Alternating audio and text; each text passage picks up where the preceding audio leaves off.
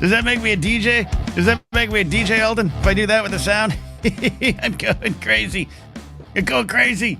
It's Anytime with Ken and Alden. It's Friday. And we're all going crazy. I didn't hear you until you said, does that make me a DJ? I thought the sound was buffering. So I don't know if our theme music even came in for people. Look, I've been having some weird connection issues here and some stuff going on. So hopefully yours was like a classic like Han Solo landing straight into the show.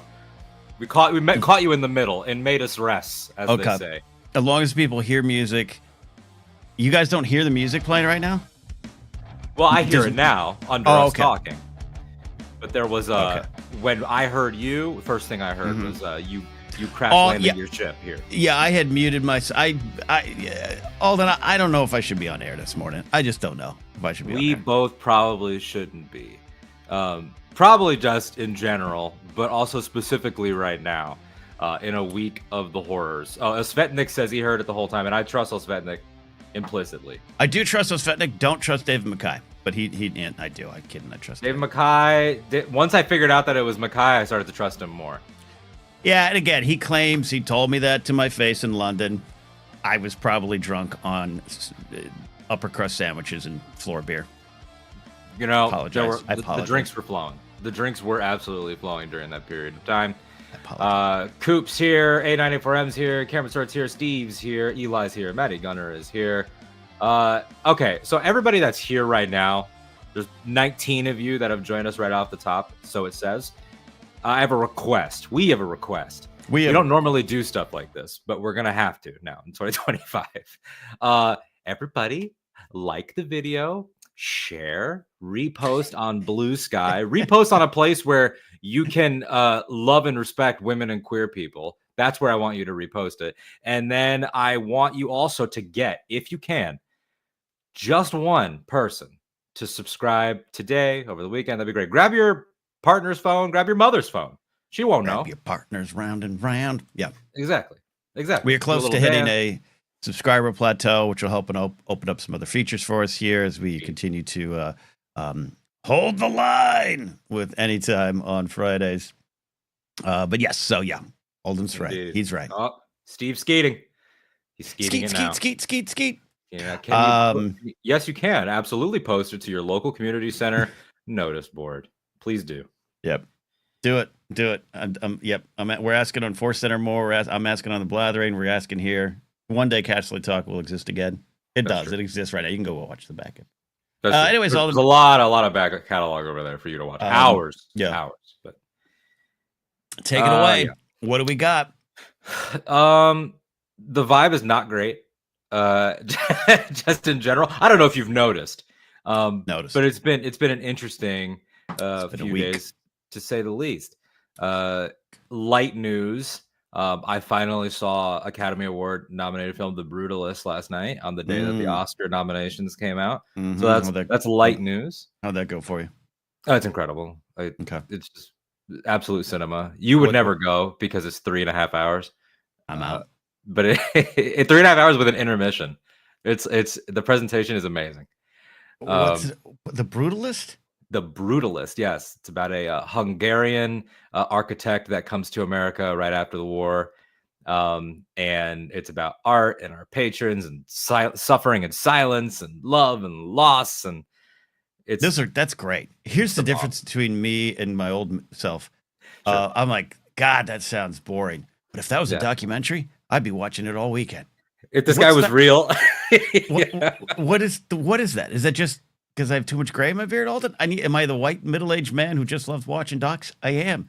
What you're telling me? I'm like, it's a movie? No, I'm out. I think it might be something to do with, like, as we've seen recently with things like Skeleton Crew or whatever, like maybe at this point in your life, you want your fiction to be more fiction, like harder into the fiction. You want your fiction to be whimsy. And if you want to feel things, you want to put it in a real world context. Okay. But I'll tell you what, I'm going to consider watching it. And David Mackay found the right book. It stars Jen Erso. Yes. Felicity Jones is in it.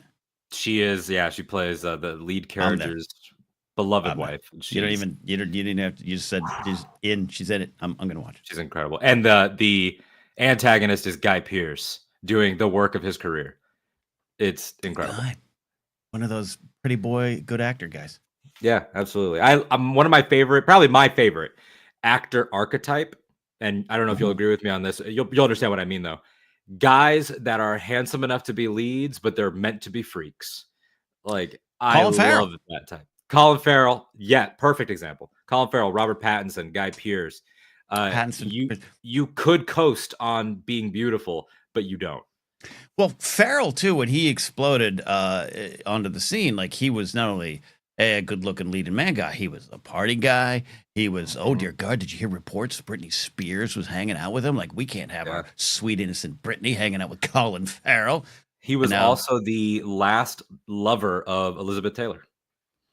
They had a massive age gap relationship that came out after the fact in writings, and he confirmed it, and that was her last boyfriend. He went for the old lady when he was at his peak hotness. True Alden Diaz move there. I love it. Julianne Moore, I still wait for your call. Every day I wait. We can make it work. Jared says Adam Driver, but Adam Driver, no disrespect to that at all. I do think he's handsome, but like he has character actor face for sure. Yeah. And he's also very large and imposing with the long hair. Like he looks like a freak in some ways. In a good way. Yeah, but look, beauty is in the eye of the beholder. So Jared's answer is not wrong. I understand your response though. Anyways. Yeah, absolutely. So anyways, that was the Brutalist, the Oscar nominations, et cetera, et cetera. So that's light news. Heavy news. We're past I think it's 5 minutes before you can start saying foul things according to the YouTube algorithm. Who knows? I'm gonna say 7 minutes is okay to tell you. I don't know if you heard. Nazis are back, like for real this time. Did they leave? So no, but for about 8 years, I don't know if you saw any of this. I'm sure I've complained to you about it. For the last 8 years, myself, many people in these comments, my whole age demographic, the youngins, we have been chastised by our own in heavy quotations party saying you can't just call everyone that disagrees with you a Nazi. I don't agree with what's happening with the kids in cages, but we need to have a better control. Well, guess what? Here we are, Sieg Heiling, the ADL throwing in with it, every actual neo-Nazi celebrating it in case you needed more confirmation. You have the Republicans being like, well, no, but your own side's giving it away. They're here, they're back. We need to stop hand-wringing about the terminology. They're back. In other news, California, they want to withhold the federal aid to all of you out there dealing with the fires because I guess you godless Hollywood creeps and liberals and weirdos and Jews just don't deserve it. So sucks. Right. We're going to roll back every single protection that we possibly can via executive order, including things that literally came from the civil rights movement. The headlines now. Yeah, we're cooked. We're pretty thoroughly cooked. This is not just going to be a bad news thing, guys. Don't worry. We actually have had conversations about keeping light in the show. Yeah, sorry. I go to Ground News all the time now, and I don't have an affiliate link for any of you. And they refresh the headlines right in front of me, and I'm like, oh, even on non-political things, which are political, Marilyn Manson won't be charged after a long investigation of sexual assault allegations. Target rolling back DEI initiative. I'm looking for I'm looking for the pinpricks of light. It's hard. Pinpricks of light. Oh God, what a show. It's not great. But there are some things that we want to highlight as well. This was also the week, though it has been met with vitriol and resistance, that the first real what will become an iconic shot from Resistance to Electric Boogaloo came from, of all places, the church. Which we discussed, and we will get into that with the Diocese of Washington, the Bishop. I've been saying Budde.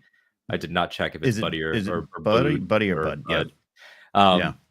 And her fantastic words, which we will discuss, and how everyone from Trump to Mike Johnson to your most annoying uncle and aunt all decided, quite frankly, that if Christ himself reemerged today, they would send ICE after him.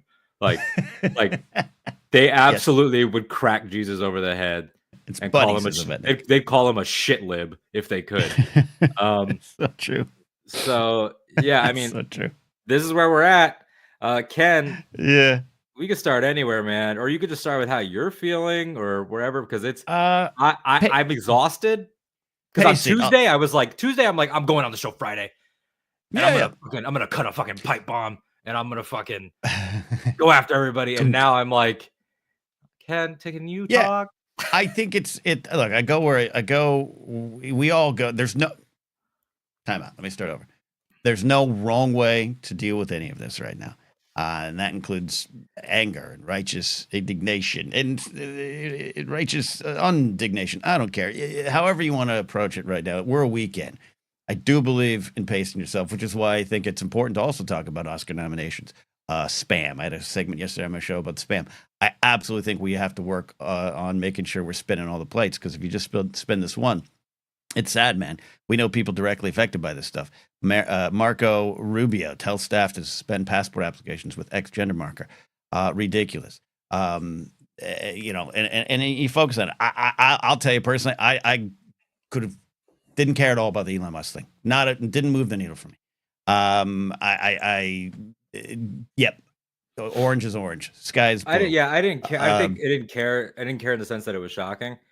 I care. Do you want my unpopular opinion? You want my unpopular opinion? It wasn't Ezekiel. It wasn't Ezekiel. It wasn't Roman salute. It wasn't Ezekiel. It was all of it. That's my popular opinion. He is so uncoordinated. He might have been trying to do one, but he technically didn't do it. But everyone else was like, "Oh, he did it," and so perception is reality. He supports neo-Nazis. He has retweeted it. Trump has quoted Hitler. Even if in his mind he wasn't like, now is the time where I sneak it in. It's like you're also like you're a Jew replacement theory guy. Like you're a pedophile conspiracy guy. You are this. This was just like the physical Freudian slip that if even. He's so uncoordinated, he could have been trying to give a high five. But to your point, that's why I agree with you. Like to me, it's like water is wet. And so I didn't spend a lot of energy on it, but I don't think it's wrong that other people do. You know what I mean? Like that's where I'm at. Because the rage is not based in right. It happened because I've been calling him a Nazi for a long time because he is. Like he's literally promoting the furthest right party in Germany right now. It's the and by the way, did it twice. Right? Turned around. Yeah. So I'm not. It's like I don't go into the weeds on. I was like, it didn't look exactly like one, but the Romans, all the conversation about it was like not invaluable, but it was just like, or lacked value. It's just, but you know what I mean? What I'm saying? It was like, to me, it was like, totally. It is a thing. My anger is reserved for the fact of what I led with, which is like, can we stop with the Democratic Party that would rather, and look, I don't want to go on like I always say that I am going to go on this rant. I always preface this with, I don't want to, and then I end up doing it, as the audience has pointed out. But it's like, Joe Biden is just like one of the most bafflingly weak people that I've ever seen in my life. And again, like last week, we caveat this with like some pretty good domestic policies did go through. Great. You don't need to put them or do. Educate people. I shouldn't stop people from sharing facts in the comments. Facts are good in the comments. Right. But it's like the outright, just like, he's a fascist, he's a monster, he's this, he's that, he's the other thing. And then, like, as John Stewart pointed out, you're still going to stick with the tea tradition. You're going to do all this. I will never, ever give Donald Trump real credit for anything. But I'm going to give the situational blowback, not credit, but kind of a you deserve that to Joe for the juxtaposition between welcome home, have the tea, and then the second Donald got a mic, he was like, the betrayals. Like, Joe Biden deserves to have to sit through that. Yes, I agree with you on that. I really agree with you. You're weak. You're weak. You're a morally weak person. And like, I don't know if you listen to the weekly show with Stuart. I haven't had it yet with AOC. I haven't had a chance to yet. Yeah. They discuss it, and they discuss how it has turned the Democratic Party into performance art that no one buys into, because you guys say these things, and then once you guys get your asses kicked, you immediately revert to like, well, we're going to normal our way through this, then how are we ever supposed to take you seriously? On the flip, where the anger comes from is like when the youth were whether the youth supported Bernie Sanders or Elizabeth Warren or whatever they were actually literally doing, the voices were crying out saying fascism is here 8 years ago. And you were all like, you can't just say that. People have to disagree. And like, look at where we are. Like, it's like, I agree with that. The George Lucas of it all, as I've been calling him, the most repeatedly vindicated artist of all time, that like every day George Lucas is proven right in some other way, but he's too humble and low key to say it. And I wish he would. Like, he should get a prequels press tour this year for the Revenge of the Sith anniversary, where he just goes around and says, "You see that? You see that?" Like, well, not even the Revenge. Yeah, for it, but you see Phantom Menace. See Phantom Menace, where I said all the top corporations come together and get a place in government, and then can decide things and have their own military, and then like block off the state if they feel like it. Like, we could be 2 years away from a Bezos military. Who knows? You know, like we got. Oh, are you going to join the Amazon fighting forces? 100%. And then I guess the Bishop of Washington is going to be the Qui-Gon of this situation. Someone get her a sword. But back to where this got started. That's where and we're one of the things you and I talked about is like I said, what I started to say about there's no wrong or right way to. There's no wrong way to deal with anything that's going on this week or the next 4 years. I personally believe, hey, don't forget to pace yourself. Don't forget to step outside, get some fresh air. You're no good to anyone if you're on the floor exhausted. But at some point you are. And at some point, other people are going to be more directly affected. And we got to make sure we help them up, right? It's a keynote Loy speech. So all in on that. But the Bishop thing was great. And you and I are going to talk at some point. We weave all through the show of just like looking for the best ways forward, looking for the people fighting, looking for the things and highlighting it, and then finding how do we confront it, because I don't know on a daily basis. I just don't know right now. I don't know. Yeah, it's almost like you said, that there's no wrong way. You have to start to repeat that like a mantra. Like, educating is good, sharing resources is good, making donations is good. For some people, getting up in the morning and just like being their authentic self is an act of resistance, you know, just Absolutely. Because of how they've been positioned. So there was a lot, and we'll get to that with the Bishop's words about how like there's reckonings that are happening all around, and one that is happening within the religious sect of this country, and we could just get into it now, is that, and you've been touching on this, you know, for the last few months on this show as a part of your personal journey and in blathering and even Force Center, that the myth of white Jesus and everything that they've appropriated has come to a head, and it's crystallized in this administration, and now the second version of the administration. And to have somebody on day one say, truly, I think we should start here. And you came up in the church, so you can speak more of this and confirm it. I also want to give a shout out to you and Jerry that did a great episode together from the Jerry from Bombat Cast. Thank you. And I got a great interview lined up with Andy Hodges. Fantastic. Next week. That's wonderful. That's going to be so good. Their story is incredible, and incredibly brave and harrowing at times.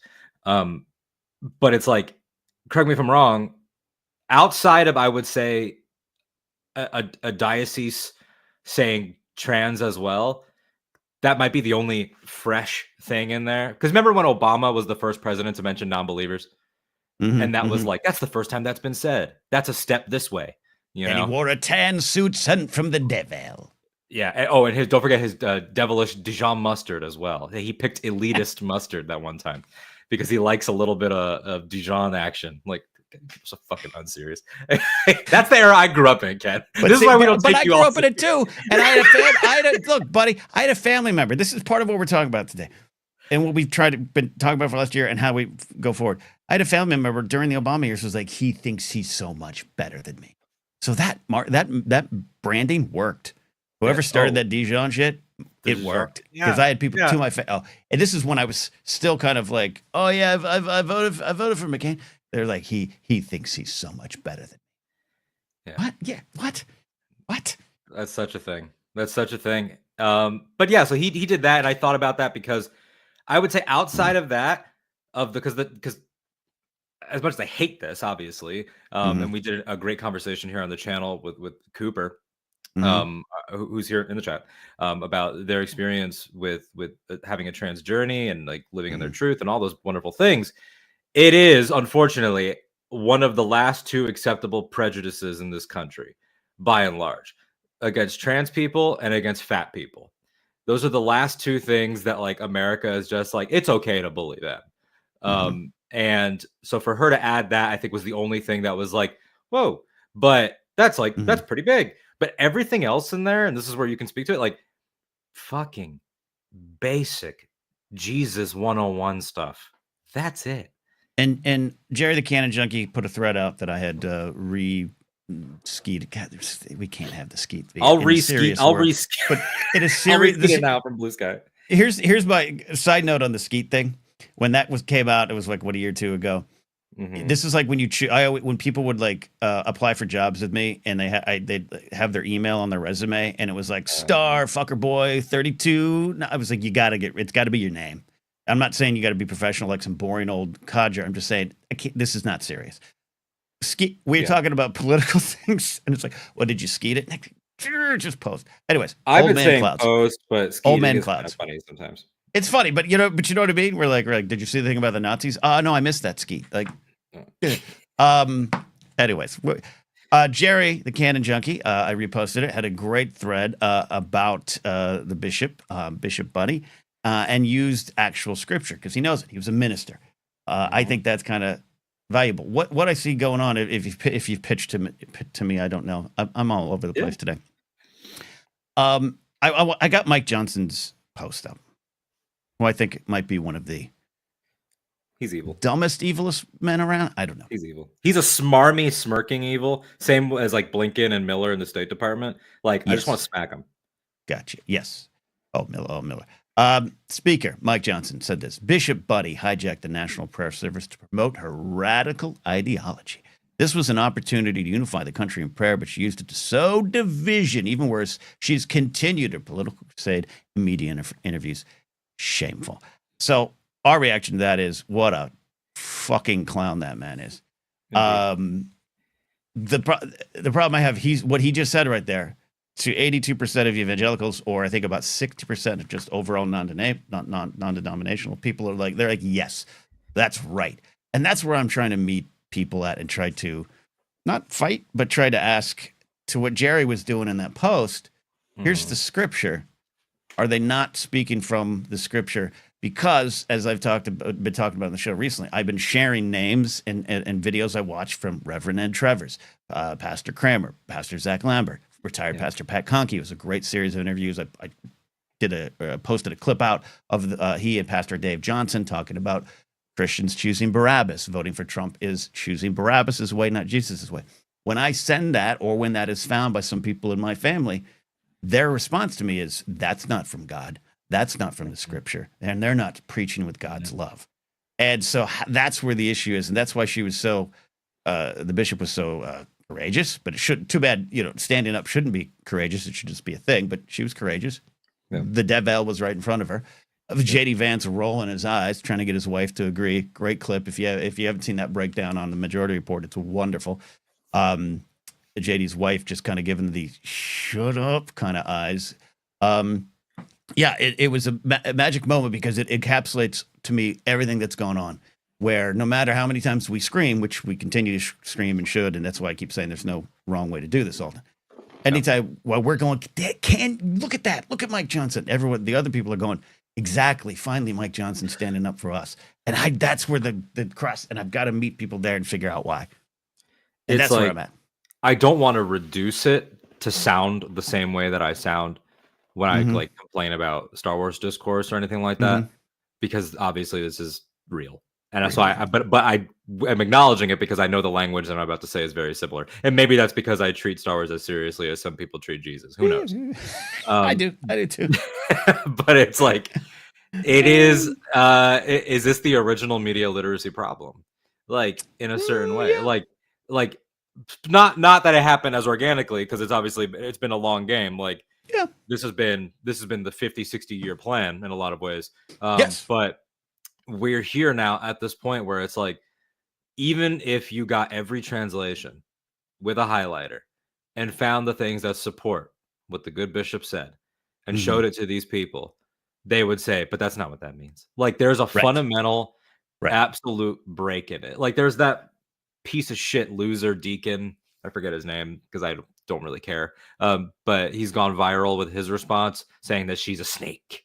And that mercy is somehow mercy's bad, I guess. Empathy's bad. That's what it is. Empathy, the sin of empathy. And it's just like, you are so actively against not just like what your teachings, but like specifically the person you make it all about. It's like beyond the fact that like he wasn't white, beyond all the easy like gotchas that we throw at them. About Jesus, like any version of Jesus, even their Eric Clapton ass, that version that's like on every candle, that version still said this stuff according to them, about mercy and about the downtrodden and about the rich and how they won't get into the kingdom of heaven, or it'll be very difficult at least, and about living by the sword and dying by the sword, and about like all these things that are like children understand these things fundamentally. But the second that we allow adults to, try to make it a part of their agenda, like it's none of it is genuine. To govern, to govern with it. It really does feel like there is no way around the we need to get rid of all of it solution. Like, we might just need 4, 5, 6, maybe 10 generations to go by as secular lifestyles continue to rise, because they do. Church attendance is getting lower all the time. Lower and lower. That's part of the reason they're onward Christian soldier, that they're picking up the sword and shield. I can't say S's today, apparently. Yeah, that's exactly, you're right. That Pastor Zach Lambert always talks about this. Yeah. The numbers are down, and you all want to know why. We're telling you why, and you don't see it. You don't want to hear it. We might just have to suffer through it until die out. Like, yeah, I think so. It might just get to the point where it's like, by the time I have my grandchildren's children, will probably be like, oh yeah, that guy, I think his family used to be, I guess, Christians. I don't know if anyone does that anymore. Like, we're gonna have to get to that point. I agree with you. That's why I don't have, this is not an answer section for me. None of those answers.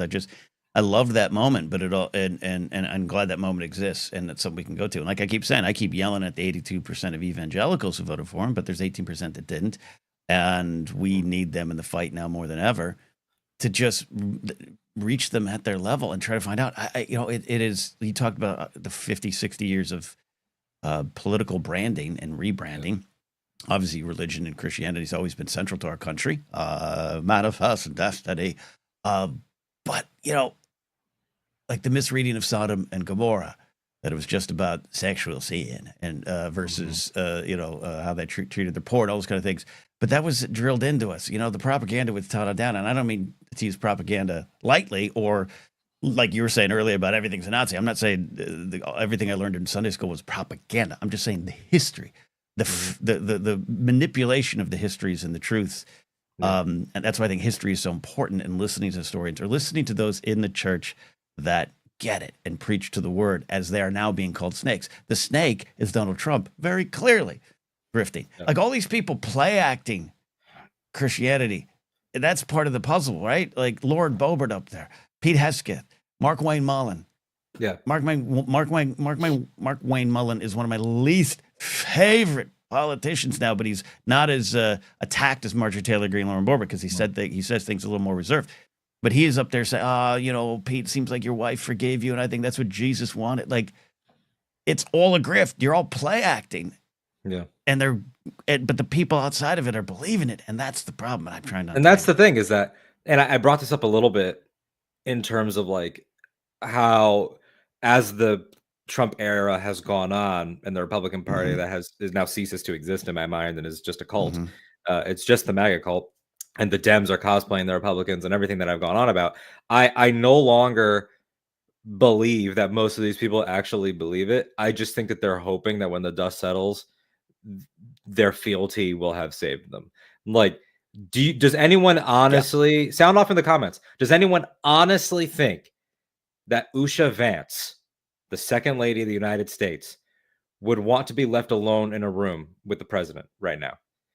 Does anyone honestly think that JD Vance would want to leave Usha Vance alone with this man that he knows is an adjudicated rapist? Right. I fundamentally don't think that any of them actually think he's innocent. Mm. They are just they're so ghoulish.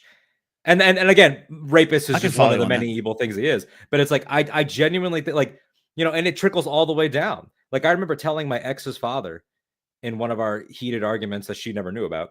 I remember telling him, look, man, you can't bullshit me. I know you would never leave her alone in a room with the people you're voting for. Yeah. And he had nothing to say to that. I'm like, it's like, I just know you wouldn't. I know it in my soul.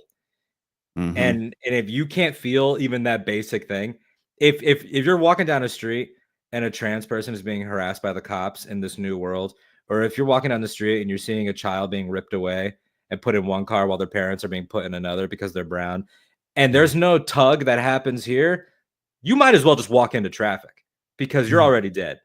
It's the same thing of like how I don't believe that pro-lifers actually exist, because if I, like I've said before on the show, if I had a newborn in one arm and a jar of viable embryos in the other, and I said, I'm going to throw one of these against the wall as hard as I can, I know which one you dive for.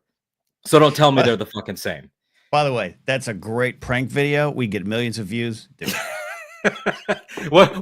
So I need recipes on how I would make this jar of embryos. Like, can we get who's the crafting person online that with the most fucked up brain? Somehow I don't think Jen Landa is gonna want to do that one. So maybe, I don't know. Maybe not. We put a Mr. Beast thumbnail on it, millions of views. Do it. I suggest you do it. Anytime versus pro-life. I know. I agree with you all in a general sense, and I don't think you're pitching this as like some kind of theory. I don't know. Like, I don't know what Lauren Boebert thinks, but it's just like, it's the only thing I can kind of wrap my brain around is this crazy power grab. They're throwing things out. But it's working, right? It's worked in a way we've never experienced before. I think it's always been at play, you know, because look, let's be realistic too. The man's age, the man's health, and the man's already been shot at 1, maybe almost 2. There was also that golf course one where it's like nothing really happened. Right. It's like 1.5 attempts on his life, I will say. And as Jared from the Nerd Academy says, by bullet or Big Mac, it's gonna happen eventually. Which is a good line. Jared, I don't know if you wrote that, but that's good. So it's like this is a gamble for them. This is go all in and then hope that they have President Vance soon, or President Vance will be like, you know, the marionette puppet, and they'll have President Elon. So Elon and Peter Thiel and all, yeah. Bezos, Zuckerberg, man. Yeah, I'm with you on it. Yeah, and the play acting of it all, the grift working, and so that's part of where I'm looking for solutions. And I was talking to our buddy Ken Plume, as I always do. Sometimes he's in chat, and we were talking about like what's some best ways forward. And when you're maybe in these conversations with people, is asking, what does this do to help us? Honestly, if you're constantly saying policy, we got to have this is policy change because America needs to come back. Got it, great. So when you see Marco Rubio announce that we are not going to allow applications to have X as the gender marker, how does that help us? How does that help the price of eggs? Yeah. How does that help wage gap disparity? How does this improve our quality of life? They're going to bumble and stumble, but that to me might be a great game plan in conversation in real life, and not as a challenge. Just oh great, how do you think this is going to help us? I'd love that. Marco Rubio is also, you know, if we're mentioning people that we hate, having lived in Florida for a good long time. You have first right to hate there. You first right. I hate that man. I have a vitriolic hate of that man. And one of my friends, she was taking a law class that he was like the guest instructor for. And apparently the entire class every time would just like either boo the things that he said, laugh whenever he walked in, or like spend the whole class sending memes. So it's like, there are definitely pinpricks of light out there. Yeah, people absolutely. Like sometimes you really do just need to parody these people. You know, and we talk about comedy a lot on this show, but I digress. So Rubio, I fucking hate. And like, I posted about this on Blue Sky, and I knew that man had no moral fiber whatsoever when after the Stoneman Douglas Parkland shooting happened here. And this was right as I was finishing my broadcasting program and I was about to graduate, and like I had kind of the job lined up. So I was paying a lot of attention and like writing a lot of like news copy samples and things and like trying to get jobs and everything. So it's like I was really extra plugged in. And so I was following like everything he was saying about it. And then we got to that town hall where one of the survivors of a school shooting, to his face, asked him, will you stop taking NRA money after what's happened? The whole crowd explodes, standing ovation for the question. And then he looks a child in the eye and talks about, well, you see, they buy into my agenda. And it's just like, you are a fucking scumbag. Like, you are a scumbag. And frankly, the next time that there's a school shooting, and there will be another, you should have to be on cleanup. You should have to put on plastic gloves, walk in there and look at what you did. Like, it's like, we need drastic measures. Like, we truly, truly need drastic. If you like an Elon Musk tweet, you should have to watch like the saddest Holocaust documentary that we can find. Mandatory watch time. Like, we just, it's beyond me. And so he's a piece of shit. But then he also represents just overall, he's an avatar for another thing we've talked about, which is like the self-loathing immigrant and the self-loathing, particularly Latino, like my people, which I even hesitate to say sometimes just because it feels like we are not one. But like Florida is a lost cause. Like, they just are. Like, earlier today, all the reports of Trump wanting to give emergency relief responsibility back to the states because he doesn't want to help California because they didn't vote for him. Like, that's obviously the unspoken part. You're all a bunch of fucking elites and you hate him, so he's going to let you all choke and burn and die. And he would be very glad to do so. But it's like, if that happens, most of the recipients of that aid are your states, pal.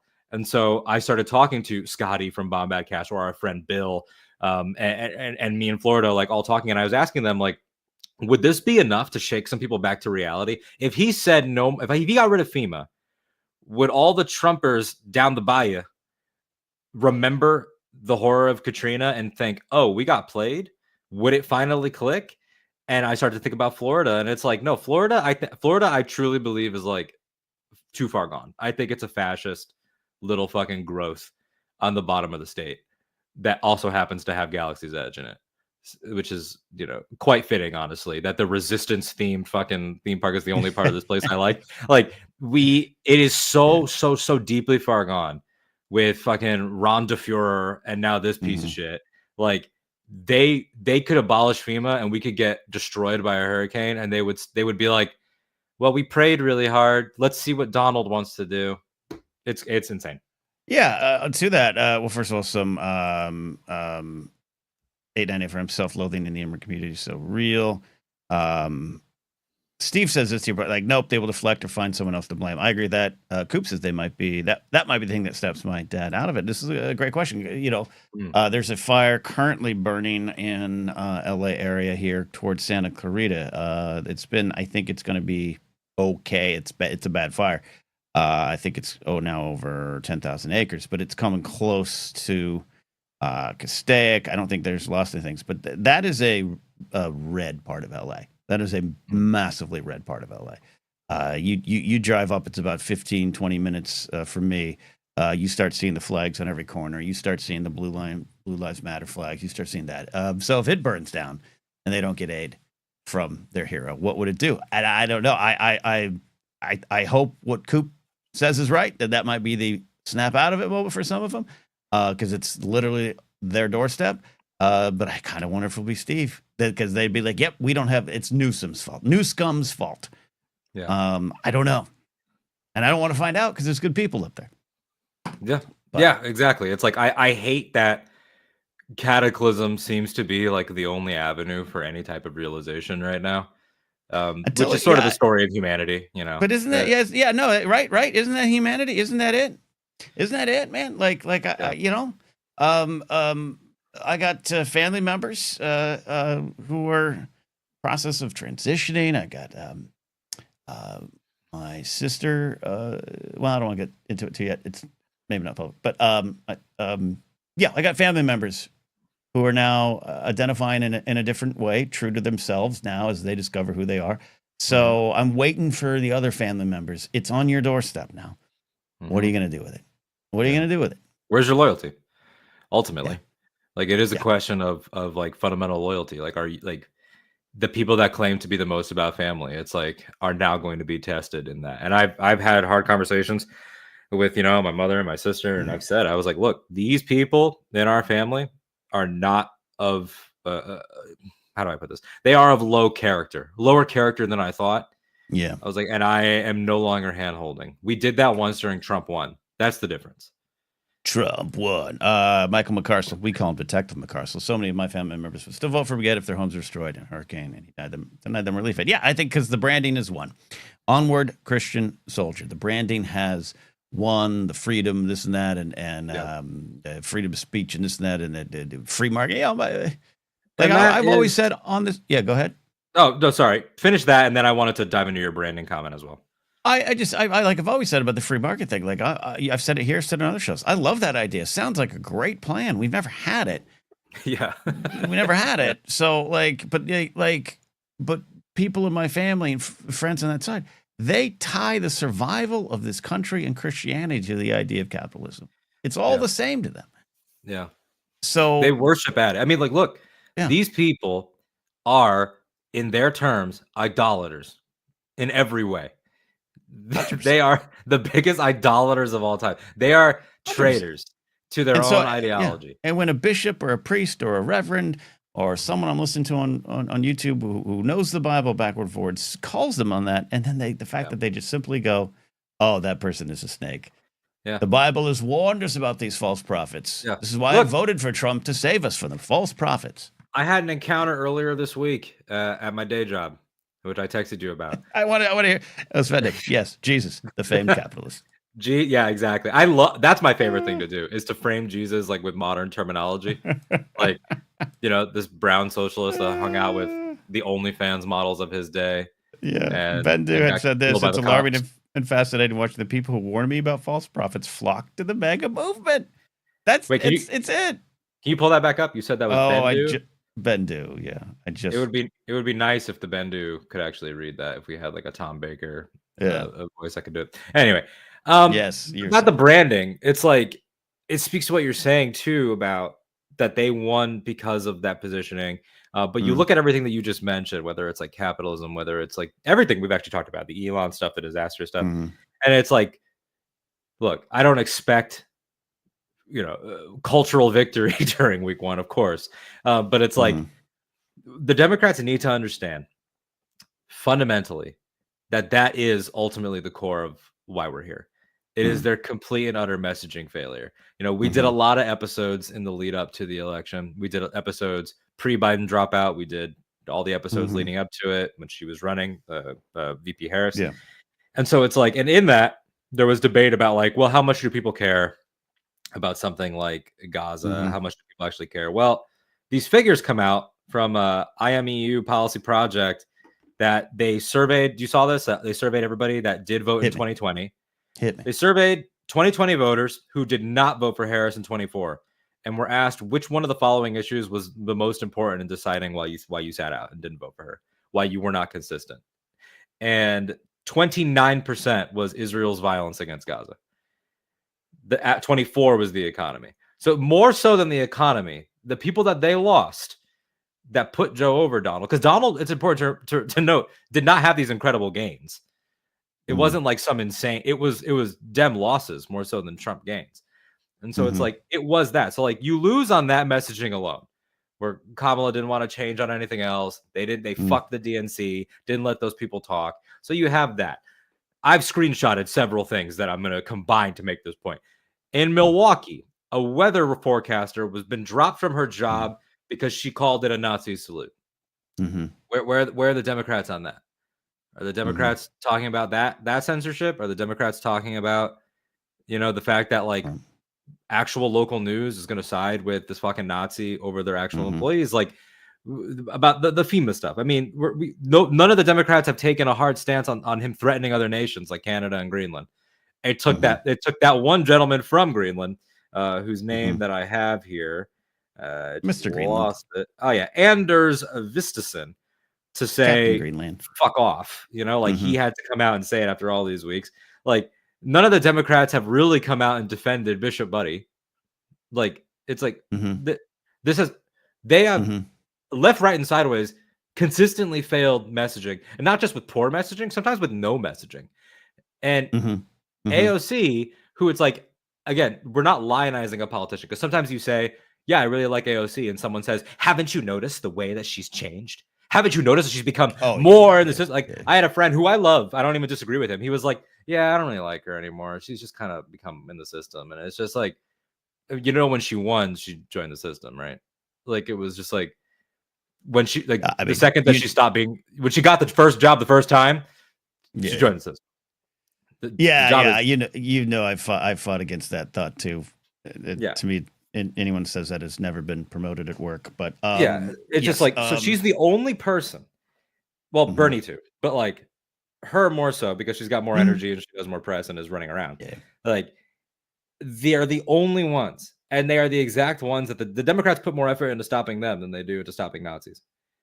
And so it's like, I understand. I'm more so now than anything else. I feel this sense of like I said it to you off air, of like, yeah, I'm trying to figure this out, whatever. I might go back to school. I'm doing all these things, but also there's this prevailing like, we're fucked, because like, I'm 29 now, and I have less faith than I've ever had in this system. What's going on. And I think that's which is the bigger picture. You know, I think even 8984M said, the thing is, you vote because you have no faith in the system. Yeah, exactly. I understand that malaise as relates to AOC or anyone in position of power. Sanders, 100%. I got it. 100%. It's just like this. You're talking about the norms. Like, what are we supposed to do if you won't do anything? And when you'll chastise us when we bring it up, and then consistently, Jared put it in the comments earlier, a quote that goes around that like the curse of being on the left is that you're always right too early. It's like. It's like, these are not matters of fucking opinion. When we said Gaza was going to lose the election, it evidently significantly did. Like, when we said that Biden was going to be a horrible candidate and they held on too long, we were right. When we said this, we were right. When we talked about leaving populism, we were right. And it's like, and then sometimes you say this to people and they're like, well, it's up to your generation to change it. You don't have time for that. You don't have time, because you also won't let go of your jobs. Yeah, but also your generation is making Joe Rogan the most popular podcaster in the world, and listening to him every day. They're cooked too. They're cooked too. And then it's like the anti-intellectualism that has infected this country, that you see it everywhere. We see it in our arts conversations. We see it when you say, this meant something to me, and wow, isn't this a cool symbol or a parallel in this story? And someone says, I mean, like, aren't you just kind of like reading into it too much? Like, I mean, it was just kind of like that. Those people vote. Yeah. And if they can't get obvious shit, then how can we trust them with anything else? And they vote probably more than the others. Because the people that pay attention are burnt out. Yeah. No, there's a little of head in the sand, or ignorance is bliss, right? And look, I think that anti-intellectual thing has been at play for a long time through history. It's just now in our faces, 24 seconds, every not 24-hour news cycle, 24-second news cycle. Yeah, man. I look, man. I think I've come around on some things and to really understand and agree with you on it. Of this is not normal, and Chuck Schumer with his glasses. Asking for more money to help is bad Schumer. Look, Chucky. Like, it's it's time. Change. Yeah, I got an email. I got an email from the Kamala Harris camp, like 2 days after she lost, asking for a $15 donation, and that might have been like my like Joker like origin story. Like it was like the final. I remember posting it to my like my close friend story on Instagram. Guys, sorry, not all of you saw that one. But it was and our friend Alex Backus, Black Series Rebels filmmaker extraordinaire. He responded and was like, "Yeah, this is why we lost." I was like, "Yes, you're right." Like this, look, give me more money and maybe next time I won't get my ass kicked. Can I, because I'm a dumb guy, can I relate it to something you and I talked about off air and see if I'm in the ballpark of what you and others like you, including many in our chat. By the way, a lot of people here. Thanks for watching today. Like the video. Help Anytime with Ken and Alden continue to grow. Hell yeah. And just what I did is what I'm talking about. Force Center, I will say, is the smartest Star Wars podcast in the history of the world. There, I said it. There's no one who gets things deeper than Joseph Scrimshaw. There's no podcast that delves in an entertaining broadcast fashion that goes deeper. We are also, at this point, one of the least watched YouTube channels in the Star Wars world. Part of the reason is we don't brand like other people do. We struggle. We don't have the time. I have only so many hands. I'm not a great editor. I have to go work. I have to do other things. This is one of 19 things I'm doing. It's a 3-person team. Jennifer's a full-time student right now, raising 2 kids. Joseph's making a film. Like we're all trying to make it work. But we've also resisted. We've resisted the things that have worked for other channels. Not even the a-hole channels. I'm talking about Star Wars Explained and all those kind of guys. Bombad. And so I've been like, all right, it's time. We got to get into that game and stop fighting and acting like we're above it if we want to succeed. Otherwise, I got to go start another career. That to me is a little bit what I'm picking. And that's why I'm dumbing it down to this level to spread it back out to the world. Alden. The AOCs. Jasmine Crockett comes to mind. What's the one up in Mallory, up in Detroit, up in Michigan? We had Rashida Tlaib. We had previously Corey and Jamal. Then APAC decided that they were anti-Semites. Okay, but I'm going to push back on those 3. I never liked them because the branding was off. The branding was off. I'm talking about people who play the game, not raise their voices, which were valuable. So you're not talking about the proverbial squad. I'm not talking about the squad. I have told you the squad probably kept me from becoming a Democrat earlier because of the branding issues, because of the way they're approaching it, because they're not out meeting people in the way that the Republicans are. The sound bites, the things that work, the shorts, the reels. I love that Bernie Sanders has a YouTube channel and has a streaming setup. I'm on Twitch. I want to be clear. I'm not trying to be disrespectful to the squad people. I'm just like, that was a different thing. They were saying valuable, important things, standing up for things. Let's be clear. And you're right. There was some shenanigans on people. I'm going to establish that. I'm talking about playing the game and not fighting the game in terms of getting the sound bites out. There was a conversation about Biden, and this is a conversation Plume and I were having, so I didn't read the article, so I apologize. Saying that one big mistake is he focused on policy, not politics. Because there's a lot of things maybe he did that no one knows he did, right? And so it's like getting it out because you have these clowns. This is why the left needs a Joe Rogan. Like, I don't know if the left needs a Joe Rogan, but there's also people doing it. Christopher Titus, who's one of the greatest comics of my generation and above, he has a great podcast. He's fighting and as progressive as the day is wide, but we don't hear about it. So the reason I'm bringing up the Star Wars thing is how do we we've got to get down there and get the word out. We got to play the game. And what I'm hearing from you is we can't have Chuck Schumer going, do you guys want to give us money? He's done. AOC's it, right? We needed to learn a lesson.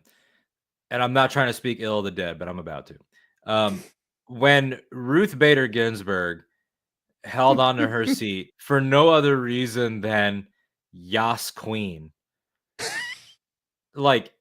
Truly, there's undeniably a history-changing figure with a largely really sterling legacy, undeniably. But when Barack Obama didn't call her and say, you don't understand what's about to happen. Sure. Yeah. When you're gone after health scares and falls and hospital time and all this shit, that is exactly what we are talking about. It is that get the fuck out of the way, please. Not because we dislike you, but because you getting out of the way is the only thing that you can do right now to service the things you are also trying to do. I think they have this idea that I am the chosen. It's like, this is not a job. This is it's a job, but this is not a position of power. It's become that. It's a fucking service industry job. We don't have elderly people out there doing a lot of there's no elderly guy on the front lines out there. It's other jobs seems like even people that make movies have to pass their physicals and everything before they are allowed to be insured and go make their movies. Like, so it's like, why is it that this is the thing, the most important shit, where we're like, no, it's fine. Like, just let them serve until they need an aide to speak for them. No. Like fucking Theoden King. Like they're Theoden under the curse. Rest in peace, Dianne Feinstein. We speak respect for your name. God bless. Yeah. And you're 100% right. I think I might be talking about something different. Or I'm talking about our branding and the actual tactics, meeting people where they are. I maybe I'm not making sense of myself. No, I understand what you mean. Like, you're not talking about. I'm talking about being stuffy. And I'm not talking about old, because Force Center, we're the oldest of the bunch too. But I'm just saying, I sometimes sit in the corner and complain to myself. Force Center is the best of the best. I know it's not a competition. We don't say that a lot. But we're doing things other people can only dream of doing. Why is no one listening? Anyways, I'm not going to do a short. I'm not going to do a clip. I'm not going to post anything. I'm just going to sit in the corner and wait for my genius to be discovered. Yeah. That's on me. Yeah. That's on me. And so there's a lot of things with the devs. What we're talking about, the norms. Even to your previous conversation, and I can see one of the greatest points to you is Tim Walz should have been the lead. we should have just kept calling people weird. That's the example. It's the only time they rattled them. It's the only time. Yes. It's the only time they rattled them. So that's the path forward. That is the new game. That is the new paradigm. And that's what I'm talking about, if that makes any sense. No, it does. I remember a conversation with you offline about even just our own careers and stuff, where I have been the victim of just kind of floating downstream and waiting for something to happen.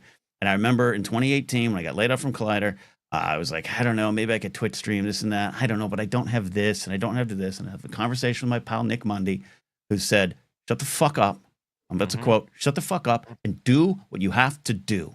That's what it is. Stop complaining about it. Get the gear, learn to use it, and do it. And that's kind of where I look at the Dems right now, because I think you're right on everything you're saying. And I think you're right on the old stepping out and all those things. I'm just like, it is, everyone keeps saying it's a new game. The Dems got to learn new games. And that includes social media. That includes how to do things. That includes how to get out and about. And I'm not saying this isn't Kamala should have gone on Rogan. I don't, that's a different conversation. I don't know if that would have worked, but maybe, who knows? But that was the least of our concerns. But you know what I mean? Like, is the gentleman, the liberal redneck, is that Trey Crowder? Is that his name? Trey Crowder, who lives I could throw a football and hit his house. Oh, good. Maybe do that. That way he can come and say the quote that I'm about to say in his authentic accent, because I'm going to imitate him. Everything you're saying makes me think of right after Trump won the first time. There was a brief period that I know I've talked about with like some of my friends in like my age group. Like, we used to, like, there was a brief period when Trump won, late 16 to early 17, where Bill Maher was tolerable, because he was one of the only people that like your annoying ass dad and uncle would watch that was also speaking some of these truths. Like, Bill Maher had the last time he was ever on our team, really, was that period. As someone who's hated Bill Maher from two sides now, I know what you're Ken's like, I thoroughly hated this man. I've given him the 360 hate. I have. In the mid-2000s, it was like, this Bill Maher, he's taking away our freedom fries. And now I'm like, this Bill Maher wants us to have freedom fries. This Bill Maher, fuck. Yeah. Everybody go and microdose the videos of Bill Burr shitting on him if you need to feel good. But he had Trey Crowder on shortly after on his panel. And I think that's when Trey went viral. That's when Trey exploded. Yeah. That's when he exploded. Yeah, that's 16. And Trey Crowder said of the Democrats, y'all want to be right or do you want to fucking win? And that was like the moment where it's like, you can say like, well, we had several policies that we have passed this week. I know this one's name's a little long, but the All Americans for the reduction of the. It's like, meanwhile, they're eating the cats, they're eating the dogs was more effective messaging for this. It really was. All that, you're 100% right. Because this is not a serious 100% right. This is not a serious nation. This important to note. I don't know if Nikki Kumar is watching or if he has it on while he's doing something cool and important. But like, Nikki can describe it to you more accurately next time you guys get lunch at Smokehouse or something. But in his master's program, he talked to me about how he had a professor that was talking about like Roman history. I think the course might have just been on Rome, and he was talking about how when you look at the length of empires, when you look at Rome, when you look at the British Empire, when you look at all these things that have existed, the facts that everybody likes, things like the facts that are fun, like Oxford existed at the same time as like the Mayan Empire, like really weird stats shit. America, in comparison to something like Rome, is not yet even out of infancy. It's maybe barely a walking toddler, but like whether or not it will survive is still completely up in the air by every metric. This is still a raging, stupid little child with barely a grasp on object permanence, shitting in his diaper. Like, this is an unserious baby of a nation. He's selling Bibles made in China with the Lee Greenwood lyrics on them, and the Constitution, and they're eating it up. You're right. Which this time we should note he didn't actually swear on, which was just a perfect visual metaphor. Oh, like he just didn't actually do it. God directed him not to, Alden, because that was the Bible of the devil, the Democratic Bible. That's what they'll say. By the way, there's almost 80 of you here. If you guys want to do a quick like. Thank you. Nice. Thank you for everyone checking in today. We do the show live every Friday morning. Steve has this quote here. The left always sounds like it's making a motivational LinkedIn post that you roll your eyes at and keep scrolling. As someone who's currently looking for some part-time work on LinkedIn, some writing work, you'll be like, I need a job. You know what? I think we should do cocaine in the morning and work for 16 hours. They're like, what? 32,000 likes on this. Addie, who is a professor, we call her on the Blathering, our professor of smart things. Addie says, you don't have to have anything to back up your takes anymore. Angry Car Guy makes 3 videos by the time I make one researched one. And that's it. And that's kind of what I'm talking about. And there's people that have created viral moments, and that's kind of, and I hate that we're there, but that's where we're at, right? I think that's the reality. And it's like you and I have had a lot of these conversations creatively about business, about our industry, about our career parallels. And it's just that, like, I, like you and Jennifer and Joseph, I am like I don't like this reality. I don't want to do it. I want to make what I want to make. The people that will respond to it will find it, like all these things. But it's like we lost, not the war necessarily, but we lost the battle.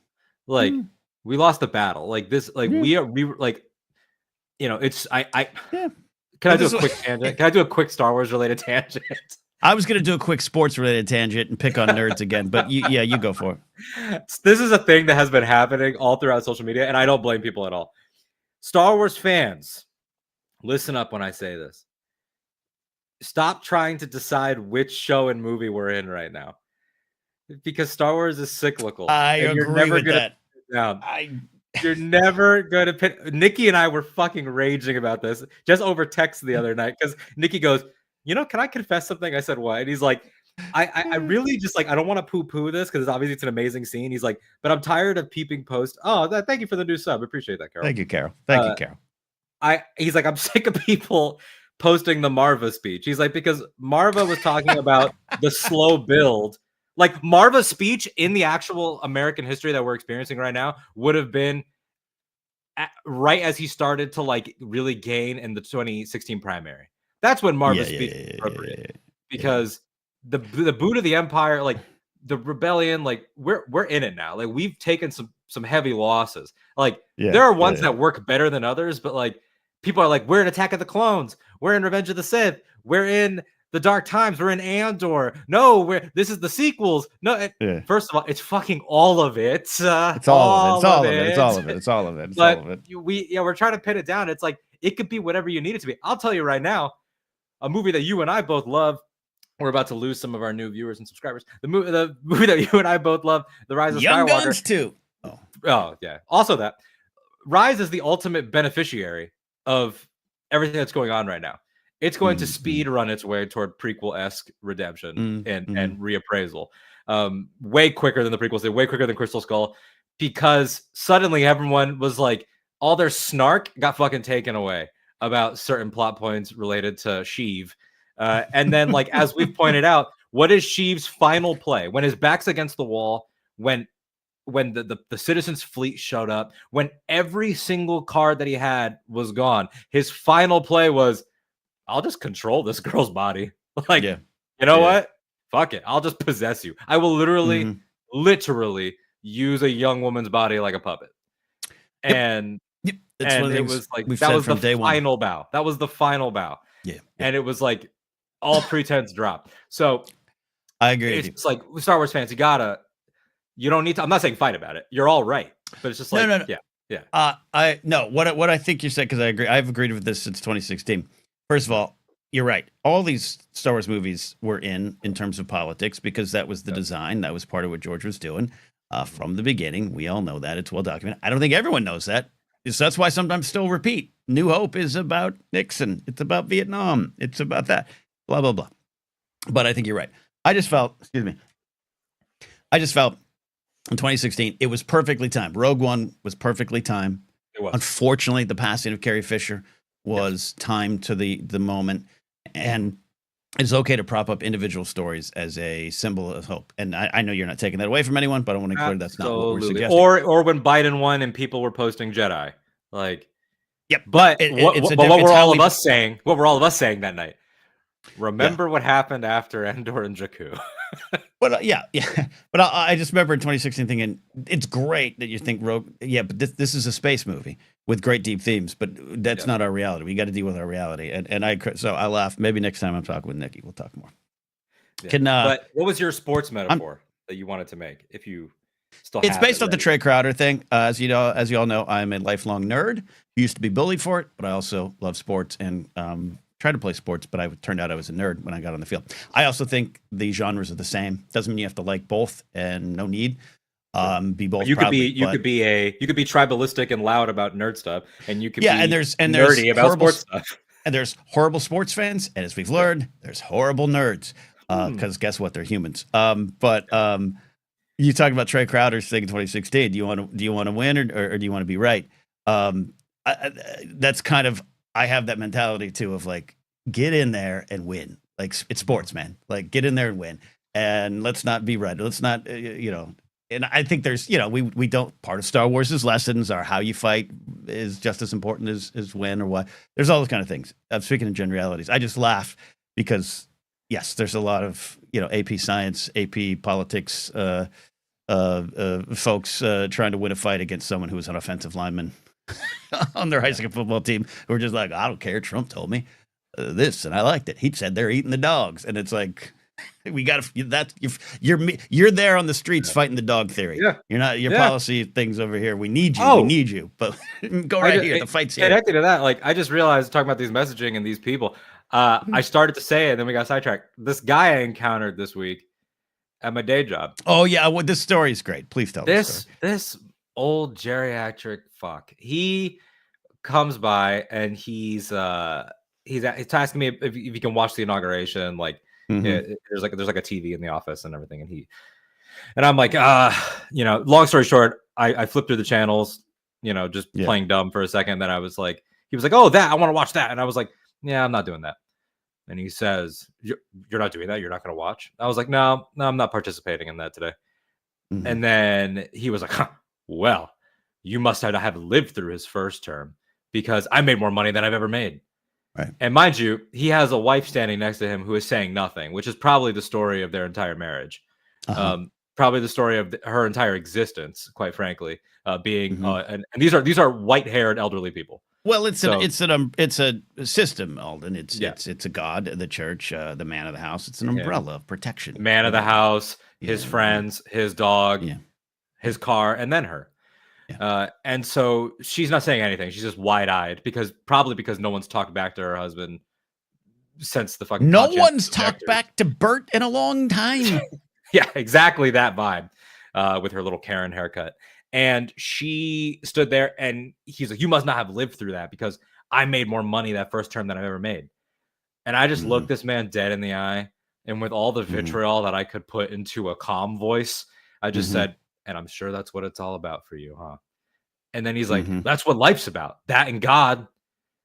And I wanted to fire back and be like, listen to the order that you just put those in. But I also just like, I'm at work. I was trying not to have like a cardiac event. So I'm just like, we left it at that. And then he you know, when they keep talking, but they don't want to say it to you because they know that, you know, they're cowards. So he like huffed and puffed about woke as he went over to his area. He's like, well, you know, just, you know, the people spoke and we got what we wanted. No more of that woke shit. And it's like, I would love for any of these people to define what is woke about Joseph Robinette Biden. Like, just please find it for me. It's again the branding. But the branding. This guy is probably somebody that buys into the dog shit. Even the mandate thing. Well, what were the stats? It's like 31% Trump, 30% Kamala, 1% other, and like 36% didn't vote. Yeah. So that's the target area we got to reach. But yeah, that ain't no mandate. Electoral college is different. I got it. Well, got it. A lot of thoughts on electoral college, but we had the system we have right now. But in terms of the actual vote, I love that story. It's great. It's real. But it's very, that's the thing too. Part of the conversation going into 2020. I have a friend whose dad, I don't know where he ended up landing. I think he's done some switching and some soul searching, which is great because he's a good dude. But he's an old guy, and my friend was like, "Dad, you can't vote for him again." And the guy said, I know I don't like a lot of his things, but man, what he did for my money the last 4 years, like that's. And that is why I go back to what my buddy Ken Plume was telling me just last night.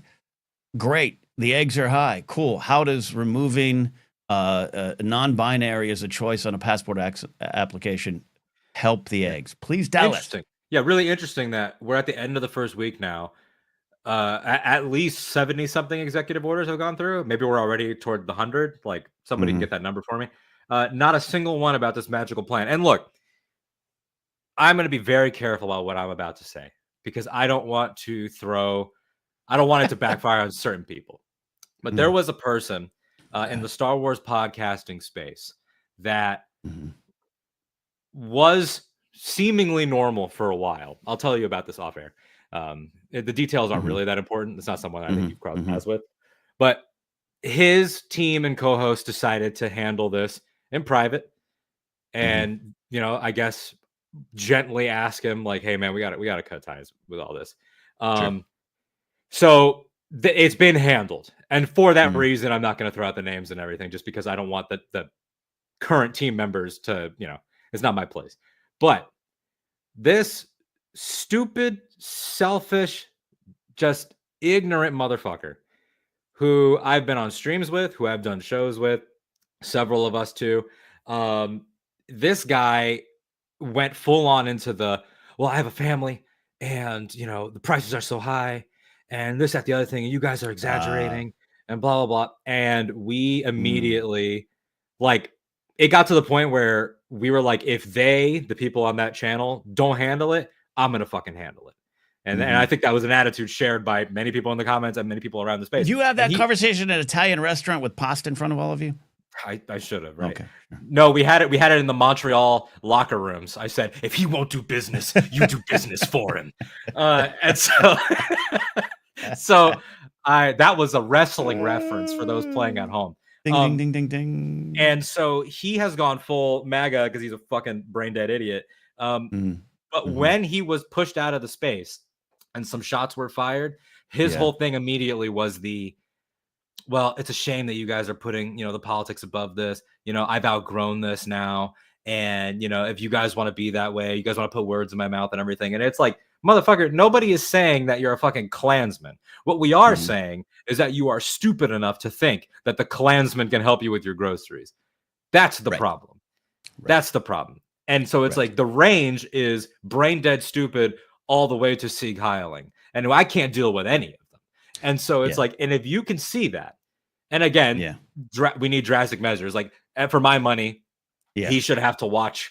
He should have to watch everything that happens in horror. He should not have. He should not have the luxury of looking away from what he chose. And I hope it gets back to him that I talk shit about him. By the way, I really hope it does. But it's like the idea that you can have this trade-off that people's lives, you know, the queer people in our community, and I'm just talking about this tiny little podcasting community, but the queer people and the people of color, many of whom he worked with, many of whom were his friends, were worth that to you. We're worth that grocery bill, which, by the way, you control. Like, I think people think that grocery bills are just thrust upon them.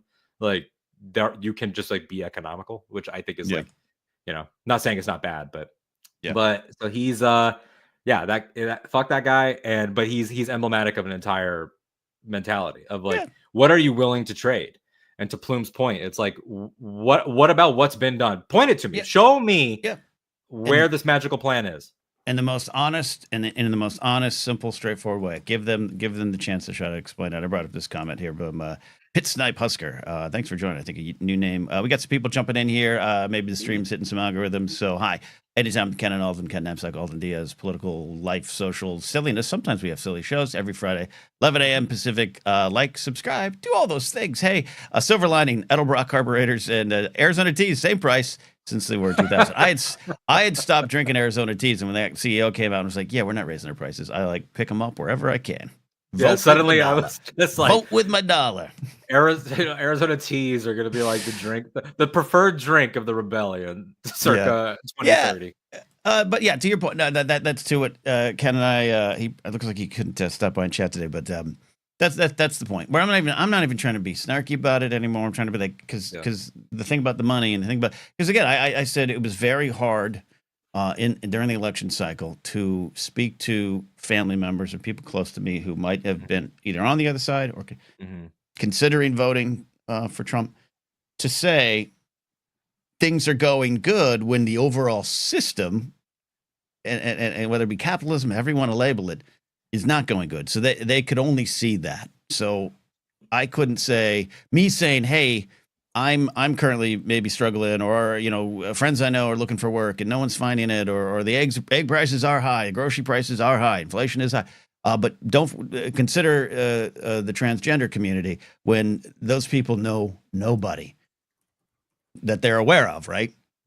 Because that's another conversation. But those people know nobody in the transgender community, so they're only seeing, the system's broken. We should put someone in there with different policies to fix it. I've been told that in the last couple of weeks. All I did was take a chance to see if we could fix this. And so it was very hard to explain. But you have to meet them there. And then now going forward, just asking them, hey, great, Target reversed a DEI. How's that helping your eggs? Like, please tell me. And also, just like, once again, for everybody from Trump all the way down to, the people that we're discussing, it's like, define it. Define it. Like, in court, you should have to define woke and DEI. They should all have to go on the record about this. Like, the Democratic Congress people should make that a priority. What are you saying? We know you want to say the N-word, but since you can't, you're saying this. So why don't you define it for us? Have they done that game? Has anyone, like Klepper or anyone, done the game where it's like, woke or Jesus, and it's just, and every woke option is a Jesus quote from the Bible? Have we done that game? We should do but that should be a thing. So it's just like what does it actually mean? And you cut that. ICE now authorized to go into hospitals and schools. And schools. What is it? The mayor of Newark? Or is it New Jersey that they're gonna probably sue? Right? It's great to see a lot of lawsuits breaking out. Yeah. Hey, and it's not gonna be off left, Alden. There's one thing I do want to talk about. Yeah. Can we talk about something? Yeah, of course. Can we talk about whacking off as a concept, or you want to negotiate doing it? I say go for it. I want to talk about what you and I had texted a little bit about this week. Yes. Mississippi State Senator Bradford Blackman. He's introduced legislation that would criminalize masturbation unless the release of said genetic material is specifically intended to fertilize an egg to create a human child. Penalties for illegally spilling your seed will range from $1,000 for first-time offenders to $10,000 for repeated violations. This is a proposed bill in Mississippi, the mighty Mississippi. Now, when I first saw the headline, as we always say, hey, click on the article, read the headlines. Sometimes, though, you're going through life and you just see a headline and this is why I say don't post it. Maybe just text it. But I texted to you like, look at this, because it seemed plausible. But then it was this state senator is a Democrat. And the whole thing, of course, I'm reading directly from Vice.com. I want to credit Vice.com for that. The whole thing is, of course, a joke, although you are forgiven for believing it's real, given the current state of conservative mass hysteria. Senator Bradford Blackman is a Democrat who, according to a press release he shared on Instagram, confirmed that the bill was written in response to the Republican obsession with policing what women can and cannot do with their bodies. We'll see if it passes everything. It would be weird. But I wanted to get your thoughts on this, especially in relation to kind of what we were talking about earlier, and kind of what I was saying. I am a fan of this idea right now because of the branding conversation we're having. It's just like, where do you go? And it might be more nuanced than that, but I'm just like, on the surface, what's your reaction to that? My surface reaction is twofold. One, we got to stop treating laws like performance art. Just make your point. Just fucking say it. Just make your point. Because like dealing with a cult, like they're not going to get your like chess move. Like, let's try to show that it's not just women. They don't care about women. They don't care about the level of fault. There's no amount of evidence you could show them that's going to get them to ease up on this. So it's like, that's my reaction to it is very like, this is a nothing. This is pointless. This is posturing. This is like someone's busy work for the day. Yeah. I don't disagree with you on that. It's just like, why are we like, you could do real legislation, but also post a video saying this. Be funny, be personable, have a personality. Say, why don't we just like, why isn't this a speech? Yeah, why does it have to be this? You know, it might just be to meet them where they're at. That might be the thing, to force them to vote on this. That's why I think I do think there's some value in this. But I'm with you in terms of I also do like holding people to the fire for sure. That in this modern age, 4 years ago, this would have been no. But so I'm not saying I have completely favorable or unfavorable views on this. I just, once I read the whole story, I was like, okay, great. Yeah. I have a stand-up bit about birth control that is about a lot of things, but some of it being that men historically, because of the patriarchy, have not had to take responsibility for the things they start. And just the simple idea that we refer to as a couple saying she got pregnant. Maybe they might say they got pregnant, but in terms of like high school, all the girls in your high school who got pregnant, oh, she got pregnant. The guy not only was off the hook, the guy was celebrated. The whole town threw a fucking parade for him. Right, that's the divide. So if we could challenge that through humor, that's what I would love to do more of. I have a. It's so funny. I've had this thing I've worked for the last year in my stand-up act. That's a thing about man soap and about how we market soap to men. That the idea of cleaning yourself needs to be branded as masculine in the traditional sense, else men ain't going to do it right. And a friend of mine, in all seriousness, not knowing that bit exists because we don't talk, or we have a strange relationship, just announced to me that he is now launching with a friend a man toilet paper marketed towards men. And I'm like, I literally text back. I was like, just so you know, I've had this joke for the last year, so I'm not stealing anything from you. You are literally a joke. You are now starting a joke business. So this bill, though I agree with you on a lot of things what you're saying there, is to me like the meeting them on the political level of this. Like, yeah, it's absolutely how they govern for sure. Like, it's like, it is on its face a funny parody of them. Yeah, I just don't think they will get it. And Harrison says, I agree with you there. Harrison says, dude wipes are a product. Yeah, absolutely, exactly, absolutely. During the pandemic, dude wipes were the only thing I could get. Because it's like, but again, like, imagine being someone that seriously wants that. Like, man, I'm tired of feeling like my asshole get like tenderness, man. I'm fucking tired of it. Like, I'm tired of my woke ass wipes, man. I'm tired for the sensitive feelings in my buttocks. What's funny, like a little bit, not behind the scenes, but just like, I need to address something here. You guys can't see my hands. I'm one of those people where it's like, sometimes it's with a Sharpie or whatever. Like, I'm a hands person. I was never a fidget spinner. Oh yeah, I'm with you. Like, I grab things, and one thing that I always keep on my desk is a little bag of authentic Watto Chance cubes from Phantom Menace. Oh, nice. So I always keep those, and so I'm moving the Chance cube around in my hand while I'm thinking about a world where, like, as I texted you, the new generation of outlaws aren't going to be robbers and like gangs, and like no one's going to be riding on horseback and shooting people. It's just going to be guys that jerk off, and it's like I can imagine like some outer rim dealer being like, red, you have to leave. Blue, you can jerk off. Like, we are literally heading toward like this like weird like Mad Max-esque world. And I texted you like, we're gonna have new bandit names like the Two-Stroke Kid, or like there's gonna be a statue of Ken Knapsack 50 years from now. They're gonna be like, well, that right there, that's Kenny Knapsack, the busting bandit. Like, he like they called him Captain Tissue. Yeah, like spread his seed along the land. And the new, I was telling the guys about it too, and I was like, the new bootleggers are going to be just like hand jobbers. Like that's it. It's gonna be the feds versus the hand jobbers. There you go. It's gonna be a movie starring Kevin Costner and Denzel Washington in a post-apocalyptic masturbation world. Yeah, Denzel would honestly make it work. His line from Training Day, where he's like, "King Kong ain't got shit on me," plays totally different in a movie about fapping. Retaliatory fapping. Retaliatory flap. Great. And King's Forecast is a great comment here. That is, as we joke, it's real. People up in arms about TP. Meanwhile, my Mexican friends are scared to go to work. And that's the thing I'm trying to communicate to my Christian family members. Exactly. No, I mean, like, I don't want to. I mean, I think he's watched before. I don't want to just be like, this person who's not here and speak for them, but he posted it on Blue Sky. Mike Lovins, wonderful guy, musician, really cool.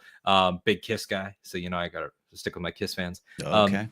He posted saying that he feels fear right now, and on Molly Damon's post about like him and his husband, and like what is it going to look like, because their marriage is registered as a same-sex marriage, and it's like they're going to flip that registry on them. Like, what are they going to do? Like, it's a scary time. Like, my friend April lives up in Vancouver. She doesn't live up there. She's born there. She's a Canadian.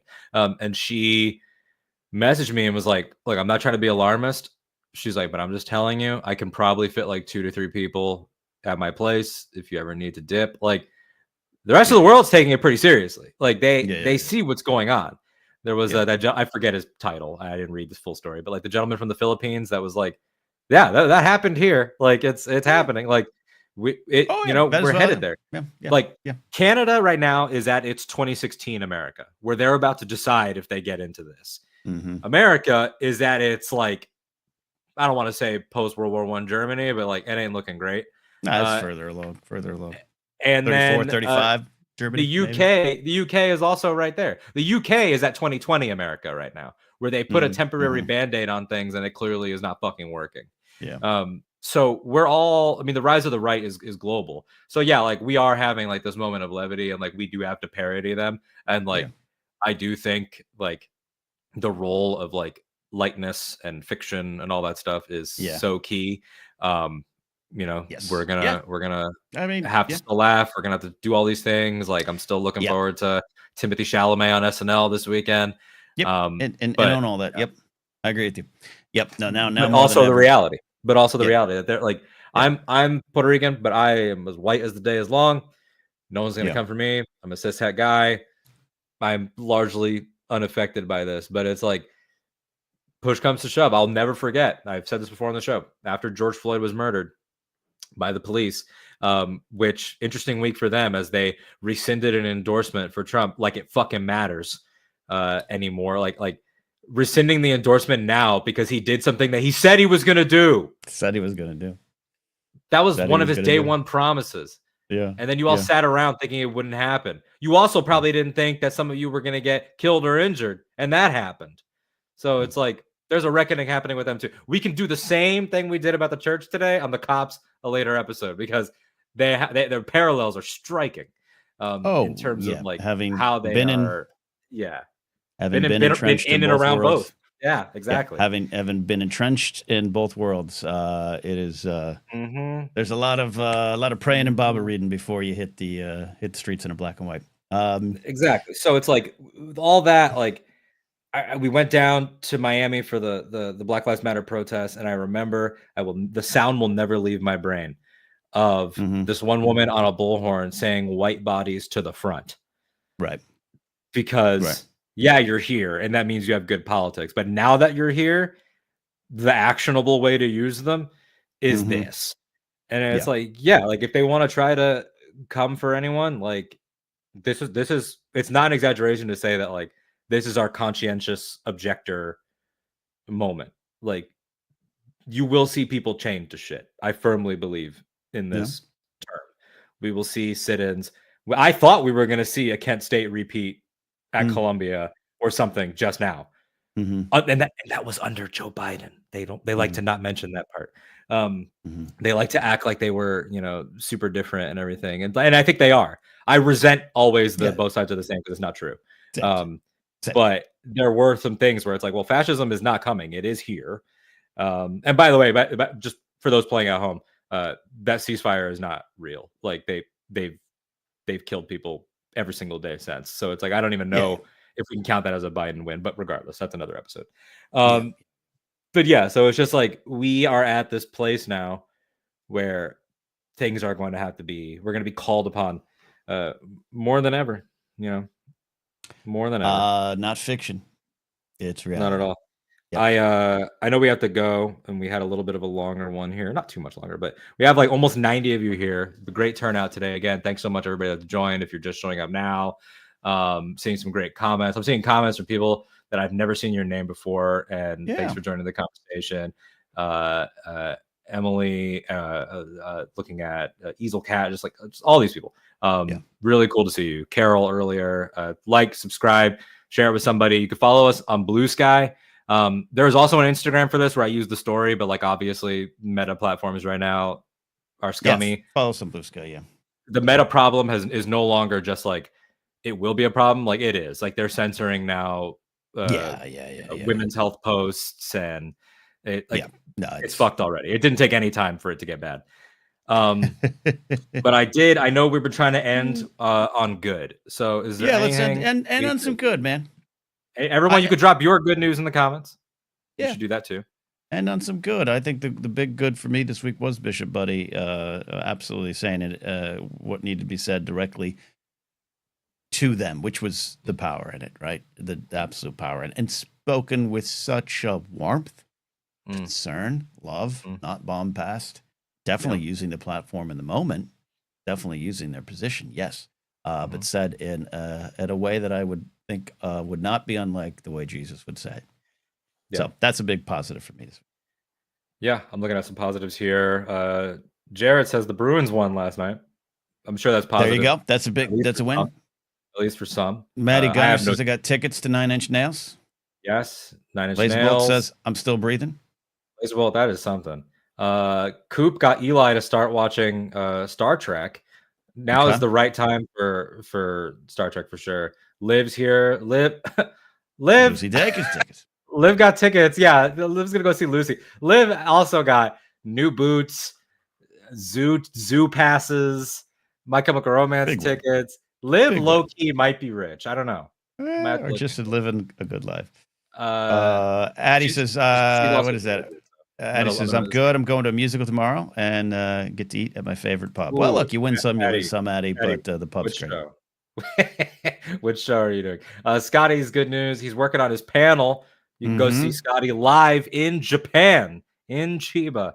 He's going to be talking about the midichlorians for a crowd of probably the coolest people that are going to be at that convention, I would say. Yeah. And that's great. We got people talking about Star Trek. I would like to say this is not necessarily like great, like personal news, but it is a recommendation that made me happy. And I know we had talked about it. I don't know if you watched it yet. The 4-part docuseries SNL Beyond Saturday Night. I have to watch it. Wait, where's that on? Is that on Peacock? So it's on Peacock. It came out. Of course. Okay. And the trailer, I'll make you a profile. You can log into mine if you don't have it. I know I have one. I think someone made me one. Ken's like, to be clear, I have it. I just opening up another thing is look, again, when I crash it to the end of the night, it's like I'm gonna 2 hours of Fortnite in bed, and I'm gonna watch some ASMR videos and fall asleep. I don't have time to watch other things. I think you'll really love. I think I'm excited. SNL is not a history the way that I thought it was going to be. Yeah, no, I've heard it's a little different. Yeah, it's topical. So it's like it's really 4 documentaries. It's like the first one is the audition process. And it's all these luminaries watching their auditions, giving behind the scenes on that. The people that sit in on the auditions, discussing them. So it's all that. Second one is the writers, and you get to be there for a week in their writing process from the previous season while they do the history of the writers, and they bring in Odenkirk and Larry David and all these people. Then the third one is an entire feature-length documentary on cowbell, and from Genesis all the way to cultural impact. Okay. And then the last one is called The Weird Year, and it's just about when Lauren returned for season 11. Oh, that's fantastic. Yeah. So it's the rise of Lovitz, Robert Downey Jr., everything Miller, that was like aligned. Hall, the rise of Miller. Yeah. The whole Jim Downey and Randy Quaid, right? Randy Quaid. And like Lauren, like not knowing if so it's like they end on The Weird Year. It's fascinating. You would love it. And you get to see some Phil Hartman in the doc, and it got me thinking about how the world would be better if we still had Phil Hartman. Yeah, absolutely agree with that. No, I'm definitely excited for that, and I'm going to try to catch the 50th. I'm trying to watch. I watched one episode of Raw on Netflix. I watched the first one. I haven't kept going, but I'm trying to get back to the things I used to watch regularly: Simpsons, Saturday Night Live, wrestling. I'm back in football like I've never been before. Back into baseball like I've never been before. So that's fun. Yeah, I like it. I'm going to take your recommendation. That sounds intriguing. By the way, look at this. So Emily says that the curly-haired one is cute. So that's me by default. So thank you, Emily. I appreciate that. I agree with that. And then Cal's in here talking shit, and he said the other one is old. Cal? That's true. Cal, you can't turn on Ken after all these years. This is a fact. There's no. Cal's kind of like Stone Cold in that way, where like you never know what he's gonna do. Like Cal will save you in a run-in, but then he'll also give you a stunner on the way out. Mm-hmm. That's how he operates. Yep, he's a tweener. He's a tweener. Okay, all right. I'm looking here. Yeah, Phil Hartman. Well, I think everybody that might be everything for this episode. I mean, I think it is. I think I ran my energy down to 0, which is good. It's good. Yeah. But a lot of fun. Hey, a lot of people checking in, and we appreciate that. Like this video if you have the ability to and haven't already. We really appreciate that. And also, I'm refreshing. We are 4 subs away from hitting a big benchmark as we humbly and slowly continue to grow the channel and other things we do as well. Check out links down below for my show, The Blathering, which goes live 3 nights a week, Force Center. And also, you have announced what you were talking about last week, right? I haven't announced it, but basically, so my Star Wars podcast has been on hold since early last year. A rebrand is coming. A new thing is coming. That's going to be cool. And I think it's cool. And really, I'm the main audience that I'm trying to serve. But also other things. Going to be in Japan. So if any of you are Star Wars fans, anyone that's new that showed up, like I mentioned, Scotty J will have a panel. My friend Samantha will have a panel. I'll be there. Not doing a panel this year like I did the past few, but drinking. And a reminder, we're about to get to 500 subs, hopefully today. Once we get to 1,000, Ken and I are going to watch The Lion King, which is a we did say that. Okay, yeah, I'll do 1,000 subs, and I don't mean like, we'll do a little StreamYard link and watch it. No, like I will physically go to Burbank, California. Okay. When we get to 1,000 subs, and we will watch The Lion King. Time out. Molly Damon, Star Wars Explained, quietly in the corner of the entire episode, and then shows up for the Lion King thing. Yes. Molly gets it. All right, I'll do it. Yeah, I'll do it. Absolutely, dude. Sign up. And Molly can also. So I'll go to Atlanta, grab Molly, and then Molly and I. Come on out, man. Come on out. Look. And I want to say you have reached, and by the way, I'm so excited for Scotty. He's not even really doing a panel. He's doing a presentation, something different at Star Wars Celebration Tokyo. But he's doing a lecture. He's doing a college level lecture. Have reached the right level and approach to conventions where you're like, no panels, just drinking. That's the only reason to go to these things now. Unless you're Scotty doing a TED Talk on midichlorians, or you're in the cast of Star Wars. That's unless you are in the cast of Star Wars. Just go congratulations. There we go. Oh, big. We did hit it. Thank you. 500 subs. That was a big pull today. Absolutely love that. Thank you for that. That opens up some things as well. Well, that is it. We're signing out of here. So links down below for other things that we do. We love hanging out with you. We'll be here next Friday, 11 a.m. Pacific, the best time zone, though it's a little bit later for Alden in the day over there. If you would like to follow us on Blue Sky, links for everything down below if you're watching. Or if you're listening to the audio version on the Knapsack Network podcast feed, find the links out there in the world as well. That's it. We'll see y'all. Bye.